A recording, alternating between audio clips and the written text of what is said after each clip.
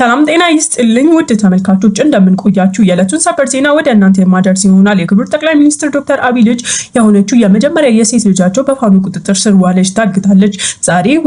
ዛሬ 4 ኪሎ የሚገኘው ቤተ መንግስት አንድ አጠር ያለ ደብዳቤ ተልኳል። ልጅህን ወይም ስልጣንን ትመርጣለህ? ልጅህን ከመረጥ ነገሩ ቀላል ነው። ልጅህን ወደ አንተ እንመልሳታለን። አንተ በተሰጠ ቀናቶች ውስጥ በገዛ ፈቃድ ስልጣንን ታስረክባለህ። ለህዝቡም ሆነ ለቡድን አባላት ልገ ስልጣንን እንደለቀቅ በይፋ ትናገራለህ። ፈርመ በገዛ ፈቃድ ስልጣንን ትለቃለህ። ስልጣን ማሸጋገር ሂደቱም እጅግ በጣም ቀላል ይሆናል። አይ የምትልና ደግሞ ስልጣንን የምትመርጥ ከሆነ ነገሩም አሁንም ላንተ ነው እንጂ ለኛ በጣም ቀላል ነው። ከዚህ በፊት አማራ ህዝብ ላይ ሲፈጽም የአማራ ሴቶች ላይ፣ የአማራ ህፃናት ላይ፣ የአማራ እናቶች ላይ፣ የአማራ ህዝብ ላይ አጠቃላይ በደል ምን አይነት በደል ሲፈጽም እንደነበርና ምን አይነት በደል ስታደርግ እንደነበር ግልጽ ነው። እያንዳንዱ ነገር ይሄ ነው ብለን አንነግርም።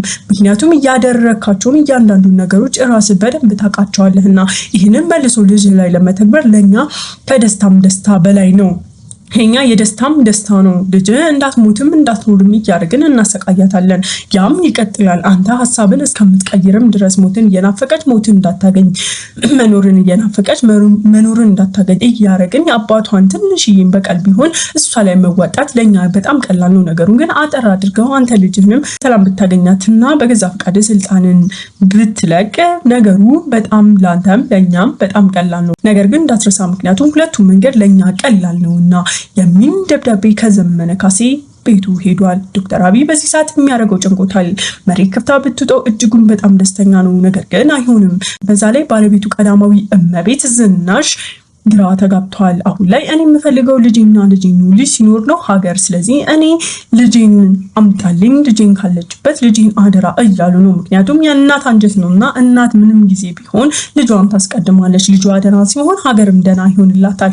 ለሷ ሀገሯ ልጇ ሲያድግ ነውና ሀገሯ ሁሌም ቢሆን የምታስበልጠው ምንም ቢሆን የእናት አንጀት ነውና ልጇ ነው። በዚህ የተነሳ ሁለቱ ባልና ሚስቶች ግጭት ላይ እየገቡ ይገኛሉ። ዶክተር አብይም አባላቶቹ እና ልጆቻችንን ለስንት ነገር ሰውተን ነው እዚህ ያለ ነው። አንተ ዛሬ ጫፍ ላይ ስንደርስ ወይም ደግሞ በገዛ ፍቃድ ልታንሸራትተን አትችልም ብለውም ሀሳቡንም እንዳይቀይር ቀድሞ እያስፈራሩትና በዛቻ አይኑ የገዛ የቡድን አባላቱ እያዩት ይገኛሉ። ምክንያቱም ሁሉም እስከዛሬ ድረስ የየራሳቸውን አንዳንድ ሰው ሰውተዋል። ወይ እናታቸውን፣ ወይ አባታቸው፣ ወይ እህት ወንድሞቻቸውን፣ ወይ ደግሞ ልጆቻቸውን።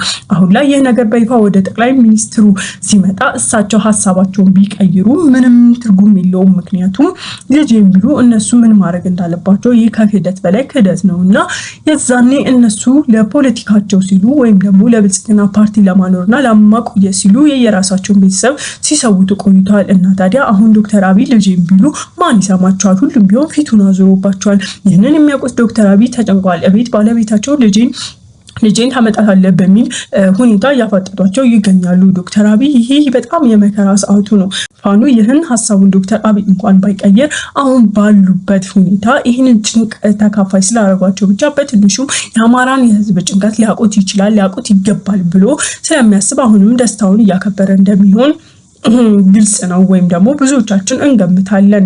የፋኖ አባላቱና የፋኖ ደጋፊዎች ሁሉም በያሉበት አሁን ላይ ፌሽታ ላይ ናቸው። ምክንያቱም ትልቅ ማሰሪያ ትልቅ አንገት ጠልፎ ይዘዋልና ወይ ማጥበቅ ወይ ማላላት የነሱ ምርጫ ነውና ስለዚህ ሁሉም በያሉበት ደስተኞች ሆነው ድል ለፋኖ እያሉ ይገኛሉ። የፋኖ አባላት በይበልጥ ተናግተዋል። አሁን ላይ በጣም ደስተኞች ናቸው። ምክንያቱም ፋኖ ድል መንሻውና ፋኖ አዲስ አበባ ተንቀባሮ መግቢያው ካለምንም ውጊያ በወረቀት ብቻ ተፈራርሞ የሚገባበት ድል እየቀረበ ነውና የሚያሳዩትም ነገሮች የፋኖን ጥንካሬ የፋኖን ጉልበት ጭምር ነው። ከዚህ በፊት እንደምናውቀው ዘመነ ካሴ የገዛ ልጅ እንኳን ቢያዝበት ልጄ እንደፈለጋችሁት አድርጉት፣ ምክንያቱም ልጄ አንድ የኔ ሆድ ነው፣ ነገር ግን ልጄ አንድ የኔ ደም ነው፣ የኔና የኔ ብቻ ነው፣ ነገር ግን የአማራ ህዝብ አጠቃላይ ነው ብሎ የአማራ ህዝብ ግን ሀገሬ ነው፣ እኔ ከልጄና ሀገሬ እመርጣለሁ እንደፈለጋችሁ ብሎ አሳልፎ ልጁን ሰጥቷል። እነሱም በልጁ የተነሳ ስልጣኑን ቢሟገቱት ቢፈልጉም እሱ በመለሰው መልስ በጣም ጠንካራ ስለነበረ ሀሳባቸውን ትተው ልጁን መልሰው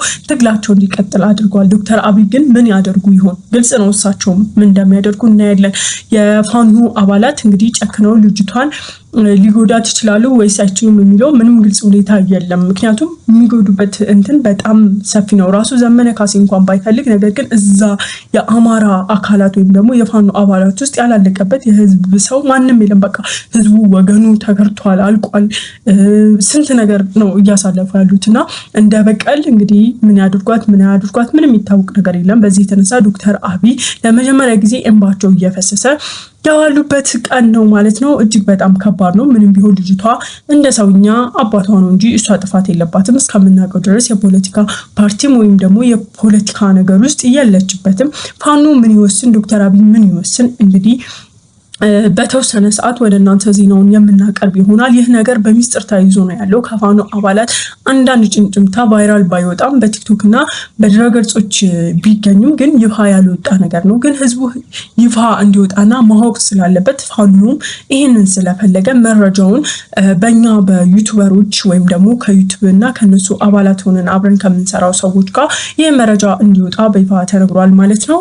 ይህ ጉዳይ ለፋኖ ትልቅ እርምጃው ይመስላል። ያው እየተጠባበቀ እንዳለው በአራቱም አቅጣጫ ፋኖ ወደ አዲስ አበባ እየተጠጋ ነው። ቢሆንም ግን አዲስ አበባ ገብቶ ንቅናቄውን ፈጥሮ ብልጽግና ማስወጣት አልቻለም። ይህ ግን ውሳኔውን የምናየውና የሚወሰነውን ጉዳይ ካየን በኋላ የምናወራው ይሆናል። ነገር ግን ለድሉ በጣም እየተቃረበ በቃ ወደ 95% የደረሰበት ያለበት ሁኔታ ነው ያለው ማለት ነው። የተለያዩ ውጭ ሀገር የሚገኙ የፋኖ አባላት ያው በነፃነት ጀግኖች፣ ልጅቷ ላይም ብዙ ሰዎች እየፈረዱባት ይገኛሉ። ትገደል፣ ምን ትሰራለች? እሱ ስንቱን እህቶቻችን ወንድሞቻችን እናት አባቶቻችንን አሰቃይቶ የለም ወይ? እሱ ለህፃናት መሽራራ፣ እሱ ለእናት ለአባት መሽራራ ሁሉንም አሰቃይቶ የለም ወይ? ተሰቃያሉ።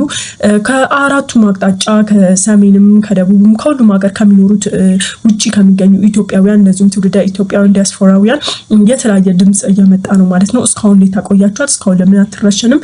ልጅቷ መሞት አለባት መመለስ የለባትም እያሉ እንግዲህ ብዙዎቹ እያደባፈሩ ወይም ደግሞ ልጅቷ እንዳትኖር እያደረጉ የተለያየ ጥላቻቸውን በዶክተር አብይ ላይ ወይም በብልጽግና ፓርቲ ላይ የነበረ ጥላቻቸውን ልጅቷ ላይ እንዲወጡባት እየገፋፋቸው ይገኛሉ። ቢሆንም ግን ልጅቷ አሁን ቢሆን ታስራ በሰላም ነው የምትገኘው። ምክንያቱም ውሳኔው ማድረግ የሚፈልጉት በአባቷ በጠቅላይ ሚኒስትሩ ዶክተር አብይ ቃል ነው እንጂ ህዝቡ ምንም ስላለ ወይም ደጋፊያቸው ምንም ስላሉ ምንም እነሱን ማጥቃትም የፈለጉ አይመስሉም ማለት ነው። እነ ዘመነ ካሴ ምንም ቢሆን አስተዋይ ናቸው። በስሜት ምንም ያን ያህል ክፋት የሚፈጽሙ ሰዎች አይደሉም።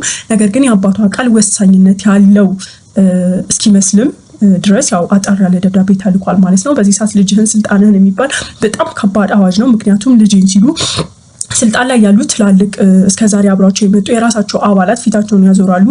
ስልጣን ካሉ ደግሞ ልጃቸውንና ያው የቀድሞ ባለቤታቸውንም ቀዳማዊት ዝናሽ ታየልኝንም የሚያጡ ይሆናል ማለት ነው። ለሳቸው ትንሽ አወዛጋቢና ትንሽ ፈታኝ ታይም ይመስላል።